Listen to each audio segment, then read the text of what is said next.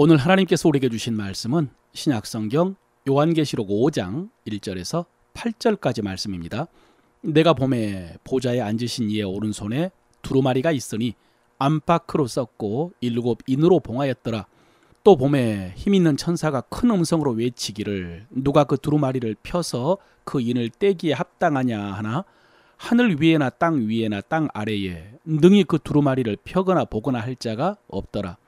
그 두루마리를 펴거나 보거나 하기에 합당한 자가 보이지 아니하기로 내가 크게 울었더니 장로 중에 한 사람이 내게 말하되 울지 마라.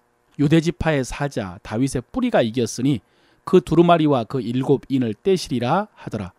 내가 또 보니 보좌와 내 생물과 장로들 사이에 한 어린 양이 서 있는데 일찍이 죽임을 당한 것 같더라. 그에게 7 뿔과 7 눈이 있으니 이 눈들은 온 땅에 보내심을 받은 하나님의 7 영이더라. 그 어린 양이 나와서 보좌에 앉으신 이의 오른손에서 두루마리를 취하시니라. 그 두루마리를 취하심에 내 생물과 24 장로들이 어린 양 앞에 엎드려 각각 검은 고와 향이 가득한 금 대접을 가졌으니 이 향은 성도의 기도들이라. 아멘. 이 말씀이 이번 주일에 주신 하나님의 말씀입니다. 오늘 말씀을 듣는 동안 성령께서 말씀을 깨닫게 하시고 한 주간 동안 묵상하면서 여러분의 마음이 뜨거워지고 그래서 하나님의 뜻을 깨닫고 그 뜻 안에서 행하는 여러분 되시기를 바랍니다. 오늘은 주기도문으로 기도하기 6번째 시간으로 아버지의 뜻이 하늘에서와 같이 땅에서도 이루어지게 하소서 이 부분을 살펴볼 것입니다. 이를 위해서 제가 지난 주간에 요한계시록을 자세히 한번 또 읽어보았습니다. 여러분, 요한계시록의 특징 가운데 하나는 환상과 상징과 또 은유와 비유가 많다는 것입니다. 환상이 많기 때문에 그것이 정확히 무엇인지를 잘 알지 못해서 뭐뭐와 같은 이런 표현이 많습니다. 양털과 같고 불꽃과 같고 또 빛난 주석 같은 맑은 물소리 같은 뭐 이런 같다는 표현이 60회 이상 나옵니다.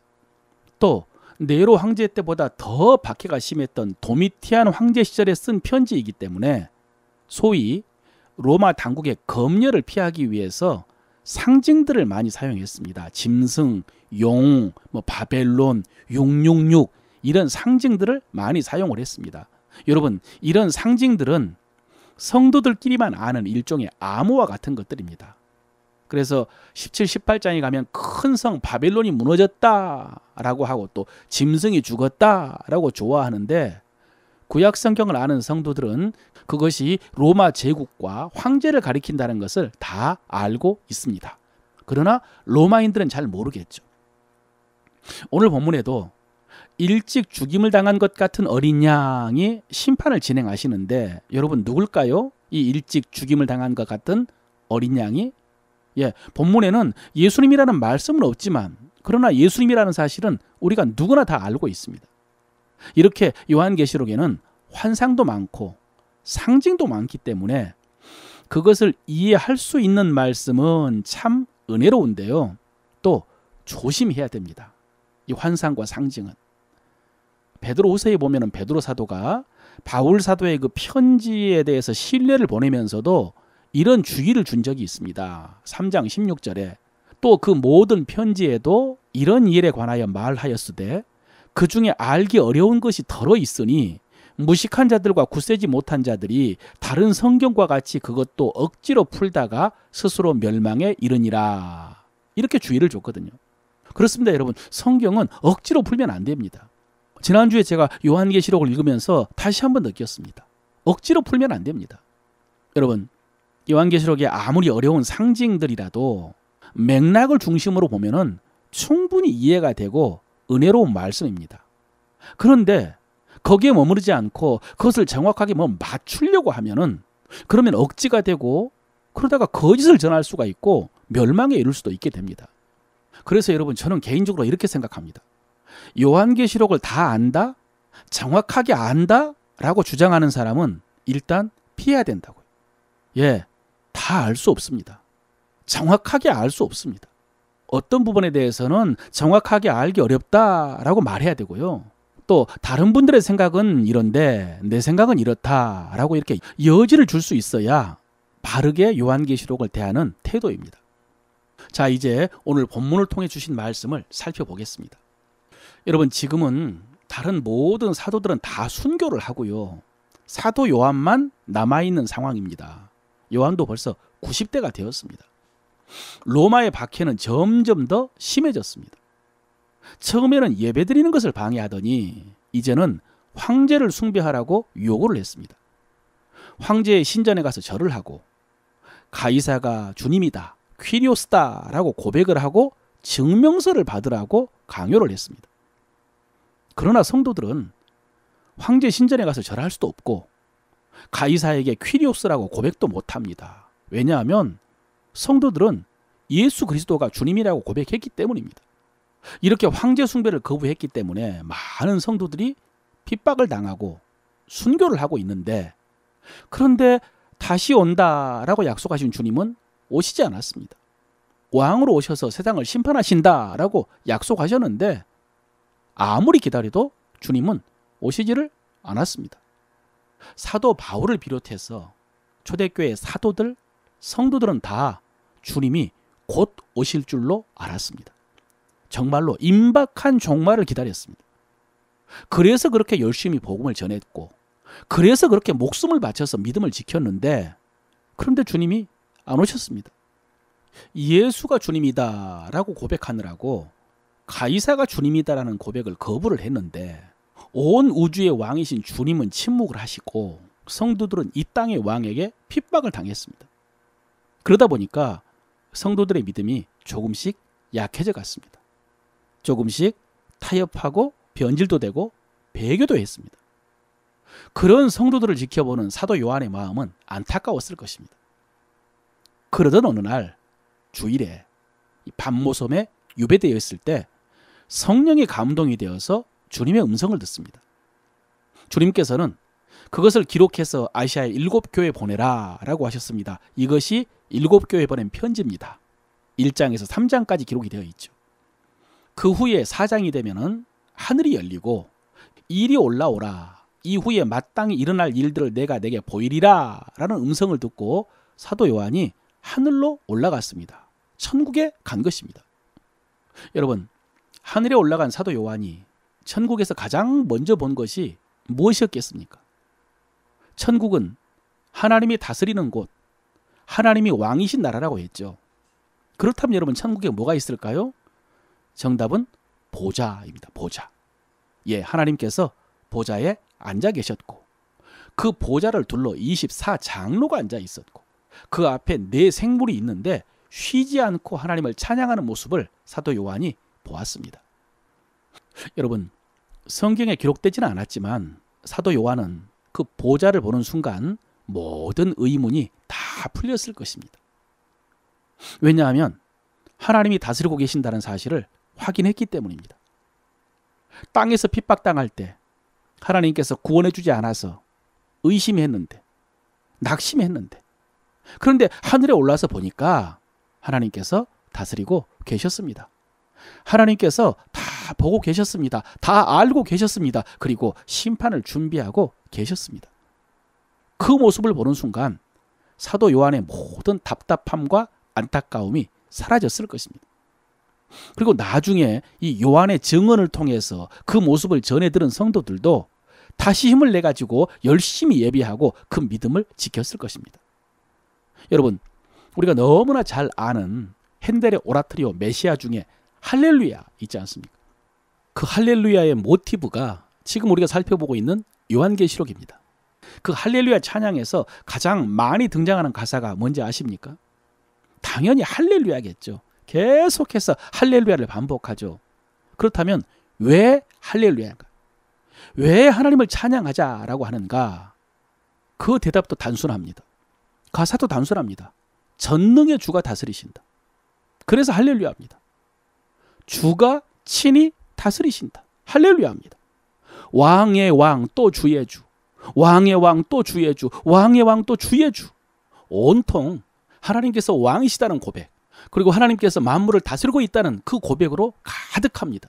그래서 할렐루야입니다. 바로 사도 요한이 보았던 장면입니다. 여러분, 이렇게 사도 요한이 하늘에 올라가서 하나님의 보좌를 보고 하나님께서 다스리고 계심을 확인한 것이 요한계시록 4장의 내용입니다. 그리고 오늘 5장에 보면 보좌에 앉으신 하나님의 오른손에 두루마리가 있었습니다. 5장 1절에 내가 보매 보좌에 앉으신 이의 오른손에 두루마리가 있으니 안팎으로 썼고 7인으로 봉하였더라. 7인으로 봉하였다라는 것은 왕의 문서로 지정된 사람만 볼 수 있다는 것입니다. 지정된 사람만 그 인을 뗄 수가 있습니다. 그때 힘 있는 천사가 외칩니다. 누가 그 두루마리를 펴서 그 인을 떼기에 합당하냐. 그런데 하늘 위에나 땅 위에나 땅 아래에 그 두루마리를 펴거나 보거나 할 자가 없었다라고 했습니다. 그 모습을 보고 사도 요한이 통곡을 합니다. 왜 통곡했을까요? 왜냐하면 그 두루마리에 장차 이루어질 하나님의 역사가 기록되어 있는 것 같은데, 직감적으로. 그래서 그 두루마리가 펴져야 그 말씀을 읽을 수도 있고 또 그 역사가 이루어지겠는데, 그 역사가 이루어져야 저 땅에 있는 성도들이 구원을 받을 수가 있고 또 원수들이 심판을 받을 수도 있겠는데, 그런데 아무도 그 두루마리를 보거나 펴거나 할 자가 없다라는 말에 안타깝고 서러워서 통곡을 했을 것입니다. 그때 한 장로가 이렇게 말합니다. 5절입니다. 장로 중에 한 사람이 내게 말하되 울지 마라. 유대지파의 사자 다윗의 뿌리가 이겼으니 그 두루마리와 그 7인을 떼시리라 하더라. 예, 그 말씀을 듣고 보니까 보좌 앞에 어린 양이 서 있는데 일찍 죽임을 당한 것 같았다라고 했습니다. 아까 말씀드렸죠. 여러분, 이 어린 양이 누구겠습니까? 당연히 예수 그리스도죠. 예, 어린 양 예수 그리스도께서 하나님으로부터 두루마리를 취하십니다. 그리고 6장부터 이제 그 인을 하나씩 뗄 때마다 하나님의 뜻이 이루어집니다. 첫째 인을 뗄 때 흰 말이 나오고요. 둘째 인을 뗄 때 붉은 말이 나오고 또 검은 말, 청황색 말이 등장하면서 이 땅에 하나님의 심판이 쏟아지기 시작합니다. 그 뒤에는 7 나팔의 심판이 있고요. 7 대접의 심판이 이어집니다. 그리고 나서 바벨론이 멸망을 하고 주님이 재림하여 심판하시고 마귀와 그 무리들은 불못에 던지시고 새하늘과 새 땅, 새 예루살렘이 임하고 그곳에서 세세토록 왕노를 하리라 라고 그랬습니다. 여러분, 이렇게 사도 요한은 천국에 가서 어린 양이 두루마리의 그 7인을 떼면서 그 모든 일을 이루시는 것을 보았습니다. 7인과 7 나팔과 대접의 심판이 이루어지는 것을 다 보았습니다. 그래서 여러분, 오늘 주기도 아버지의 뜻이 하늘에서와 같이 땅에서도 이루어지게 하소서, 이 기도는 사도 요한이 하늘에서 보았던 그 심판, 그 역사가 이제 이 땅에 속히 이루어지게 해달라는 기도입니다. 이해하시겠습니까? 하나님 나라 복음의 특징이 이미 주님이 승리하셨는데 아직도 이 땅에는 마귀의 역사가 계속되고 있는 것이다 라고 했죠. 이미. 그러나 아직. 그런데 하늘에 가봤더니 그 마귀의 세력이 다 심판을 받고 하나님의 나라가 완성된 것을 본 것입니다. 그래서 그 역사가 땅에도 속히 이루어지게 하소서, 이런 기도입니다. 이해하시겠습니까? 이제 그것을 위해서 기도할 수 있겠습니까? 그런데 여러분, 방금 어린 양이 하나님으로부터 두루마리를 취해가지고 7인을 떼기 전에 그때 등장하는 것이 있었습니다. 5장 8절인데요. 그 두루마리를 취하심에 네 생물과 24장로들이 그 어린 양 앞에 엎드려 각각 검은고와 향이 가득한 금대접을 가졌으니 이 향은 성도의 기도드리라. 이 향은 성도의 기도드리라. 예, 향이 가득한 금대접이 등장을 했습니다. 그런데 그 향은 성도의 기도들이라고 했습니다. 그러니까 성도들의 기도가 금대접에 담겨 있다가 어린 양이 그 7인을 뗄 때 등장을 한 것입니다. 그런데 여러분, 그 성도들의 기도는 엄밀하게 보면요, 그동안 응답받지 못한 기도입니다. 성도들이 땅에서 핍박받을 때 구원해달라고 드렸던 기도들입니다. 순교당할 때 구원해달라고 했던 기도입니다. 그러나 그들은 구원받지 못했고 핍박을 당했고 순교를 당했습니다. 그런데 그 응답받지 못했던 기도들이 금 대접에 담겨 있다가 어린 양 예수께서 심판을 행하실 때 등장을 한 것입니다. 그때 응답이 이루어진 것입니다. 사랑하는 성도 여러분, 이렇게 성도의 기도는 절대로 땅으로 떨어지는 것이 아니라 하나님께로 올리워져서 금 대접에 담겨 있는 줄 믿으시기를 바랍니다. 그래서 하나님의 역사를 이루는데 반드시 사용됨을 믿으시기를 바랍니다. 하나님의 때에 반드시 응답됨을 믿으시고 여러분 기도하는 것을 포기하지 마십시오. 또 하나, 5번째 인을 떼었을 때 순교를 당했던 영혼들이 이렇게 외칩니다. 6장 9절 10절인데요. 5째 인을 떼실 때에 내가 보니 하나님의 말씀과 그들이 가진 증거로 말미암아 죽임을 당한 영혼들이 제단 아래에 있어 큰 소리로 불러 이르되 거룩하고 참되신 대주제여 땅에 거하는 자들을 심판하여 우리 피를 갚아주지 아니하시기를 어느 때까지 하시려 하나이까 하니. 여러분, 이 부르짖음은 성도들이 자기들을 구원해달라 하는 기도가 아닙니다. 이들은 이미 순교를 당했습니다. 죽어서 그 영혼이 천국에 왔습니다. 그런데 그 죽임당한 성도들의 영혼들이 하나님의 이름을 부르면서 땅에 거하는 자들을 심판하여 우리 피를 갚아주지 아니하시기를 어느 때까지 하시려나이까 이렇게 부르짖으며 기도한 것입니다. 여러분, 어느 때까지니까 이 말은 참 안타까운 말입니다. 우리도 하나님의 약속을 기다리고 하나님의 응답을 기다리고 하나님의 심판을 기다리면서 그때가 언제인지 몰라서 그 시간이 너무 길어져서 답답하고 안타까울 때가 많습니다.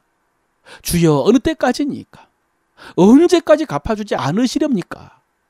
여러분, 오늘 아버지의 뜻이 하늘에서와 같이 땅에서도 이루어지게 하소서 이 주기도는 이 심판이 빨리 이루어지게 해달라는 독촉의 기도이기도 합니다.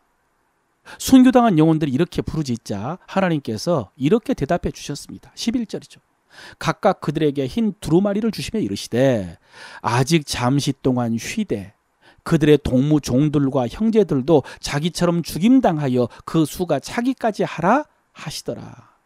아직 잠시 동안 쉬되 그 수가 차기까지 하라. 여러분, 그렇습니다. 하나님의 때가 있습니다. 우리는 이해할 수 없지만 그 수가 차기까지, 그때가 될 때까지 기다려야 됩니다. 그런 측면에서 우리의 기도도 기다려야 될 시간과 채워야 될 분량이 있다는 사실을 알아야 됩니다. 그러므로 여러분, 포기하지 말고 끈질기게 기도하시기를 바랍니다. 여러분, 여기까지는 아버지의 뜻이 땅에서도 이루어지도록 우리가 기도해야 될 내용이었습니다. 그런데 우리는 주기도문을 통해서 우리가 해야 될 일도 알 수 있다고 했습니다.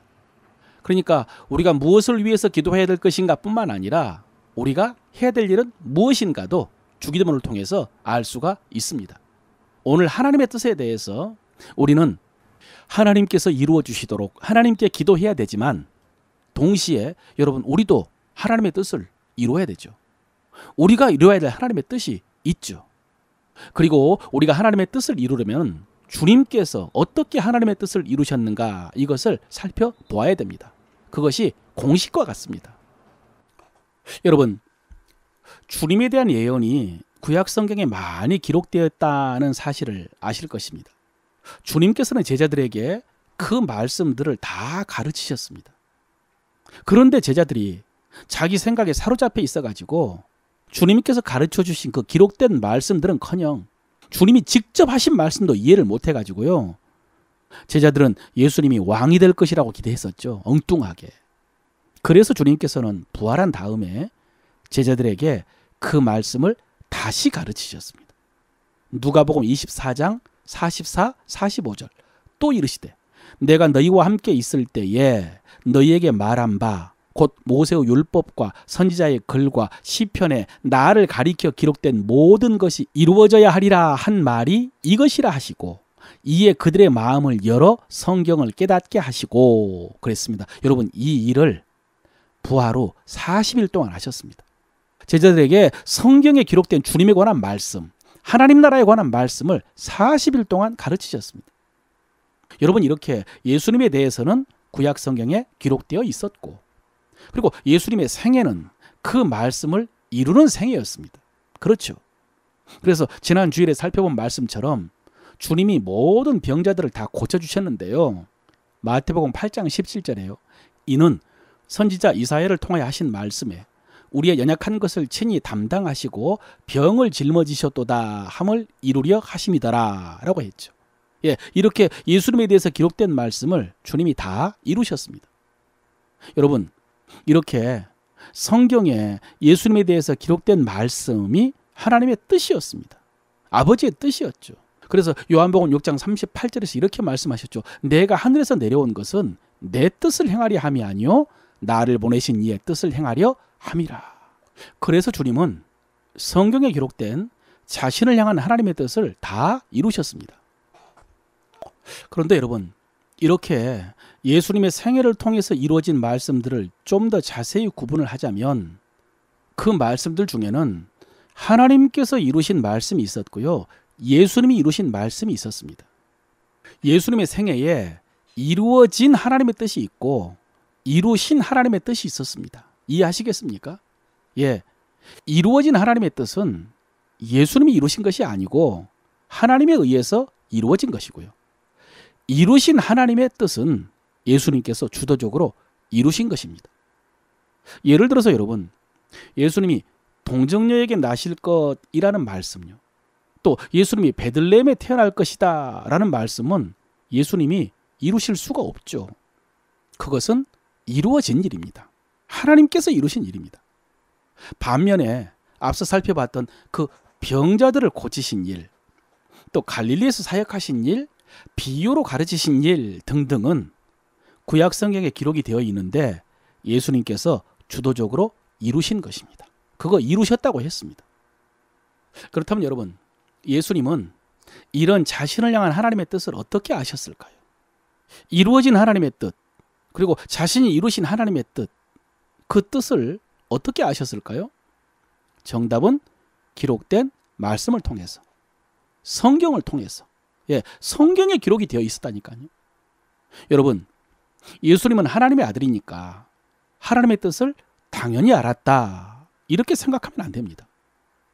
예수님도 성경을 통해서 자신을 향한 하나님의 뜻을 알았고, 그래서 자기가 할 일도 알았습니다. 재미있는 말씀 하나 살펴볼까요? 히브리서 10장 5절에 보면요. 그러므로 주께서 세상에 임하실 때에 이르시되 하나님이 제사와 제물을 원하지 아니하시고 오직 나를 위하여 한 몸을 예비하셨도다, 이런 말씀이 있습니다. 복음서에 나오진 않았지만은 예수님께서 이런 말씀을 하셨다는 것입니다. 하나님이 제사와 예물을 원하지 아니하시고 오직 나를 위하여 한 몸을 예비하셨다, 그랬다는 것입니다. 여러분, 이 말씀은 그래서 예수님께서 자기 몸을 대속제물로 드리셨다는 의미입니다. 하나님께서 번제와 예물을 원하지 않으신다라고 하셨기 때문에 자기 몸을 드리셨다는 것입니다. 그럼 예수님은 하나님이 번제와 예물을 원하지 않으신다라는 사실을 어떻게 아셨나? 그래서 십자가에서 자기 몸을 화목제물로 드려야 한다는 사실을 어떻게 아셨나? 히브리서 10장 7절에 보면요. 이에 내가 말하기를 하나님이여 보시옵소서, 두루마리 책에 나를 가리켜 기록된 것 같이 하나님의 뜻을 행하러 왔나이다 하셨느니라. 어떻게 아셨다고요? 자신을 향한 하나님의 뜻을 어떻게 알았다고요? 두루마리 책에 나를 가리켜 기록된 것과 같이. 두루마리 책, 예, 성경이죠. 그럼 두루마리 책 어디에 하나님이 번제와 예물을 기뻐하지 않으신다라고 하셨습니까? 시편 40편 6절 7절이에요.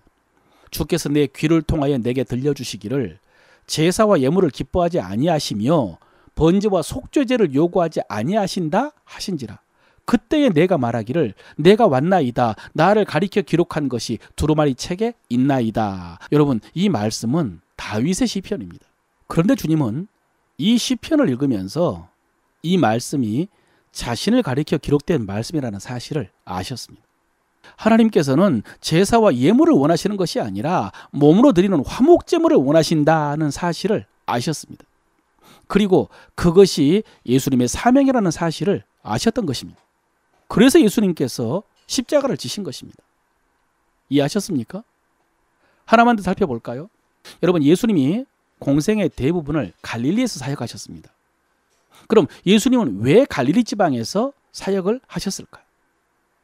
여러분, 사실 예수님께서 세례받으신 곳은 요단강이었습니다. 유대 지방입니다. 시험 받으신 것도 유대 광야였습니다. 유대 지방입니다. 예수님은 처음에 유대에서 사역을 시작하셨습니다.